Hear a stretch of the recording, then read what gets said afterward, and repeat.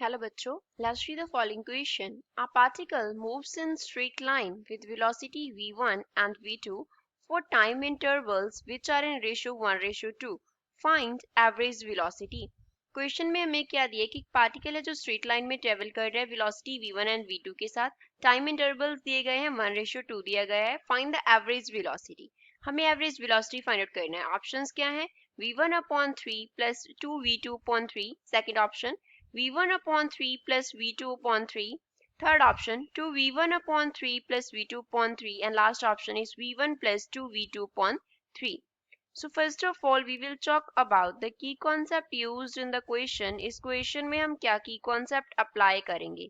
question में हमें क्या बोला गया है कि average velocity निकालना है। average velocity, तो average velocity किसके इक्वल होगा, it will be equals to total displacement of the body ने टोटल डिस्प्लेसमेंट कितना किया upon total time taken, total time कितना लिया, total time. Now let us suppose कि जो बॉडी का एवरेज वेलोसिटी है उसको हमने v एवरेज से डिनोट किया, जो हमें फाइंड आउट करना है। तो पहले हम टोटल टाइम फाइंड आउट करते हैं कि बॉडी ने टोटल टाइम कितना लिया। सपोज टोटल टाइम को हमने t से डिनोट किया तो वो किसके इक्वल होगा, बॉडी ने यहाँ से मूव करना शुरू किया, वो t1 टाइम के लिए v1 वेलोसिटी के साथ मूव किया, देन वो t2 टाइम के लिए v2 वेलोसिटी के साथ मूव किया। अब हमें t1 टू t2 का जो रेशियो है वो कितना दिया गया है, 1:2 दिया गया है, which means we can write t2 is equals to 2 times of t1। तो अगर हम t1 को t कंसिडर करें तो हमारे पास t2 कितना आ जाएगा, it will be equals to 2 times of t। तो टोटल टाइम कितना हो गया, टोटल टाइम को हमने यहाँ से t से लिखा है तो इसको t डैश कर लेते हैं। तो टोटल टाइम जो है उसको t डैश कितना हो जाएगा, वो t1 प्लस t2 के equal, that is t plus 2t which is equals to 3t। तो टोटल टाइम t डैश जो है वो 3t लग रहा है।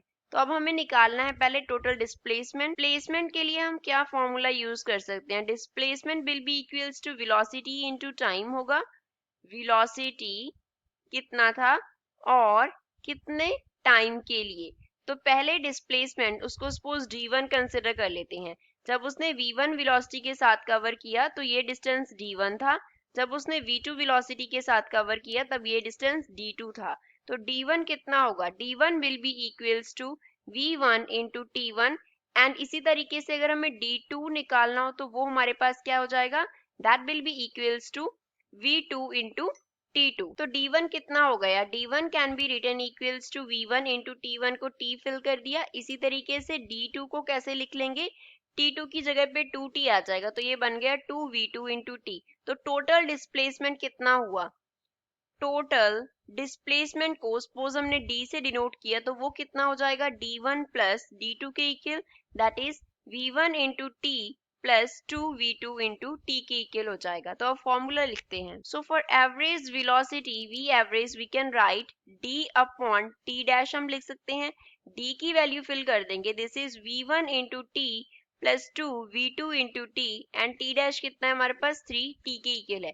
ऊपर नीचे t कॉमन निकाल के हम कैंसिल आउट कर सकते हैं, तो we can write v1 plus 2v2 upon हमारे पास क्या रह जाएगा 3, क्योंकि यहाँ से हमने अगर t को कॉमन निकाला और 3 के साथ t लिखा तो t से t कैंसिल हो गया, तो जो v एवरेज है वो क्या बन गया, this is equals to v1 plus 2v2 upon 3। तो इसको हम और कैसे लिख सकते हैं, that v average is equals to v1 upon 3 plus यहाँ पे क्या आ जाएगा 2v2 अपॉन 3। तो गिवन ऑप्शन देखते हैं, तो गिवन ऑप्शन में से फर्स्ट इसका करेक्ट आंसर है।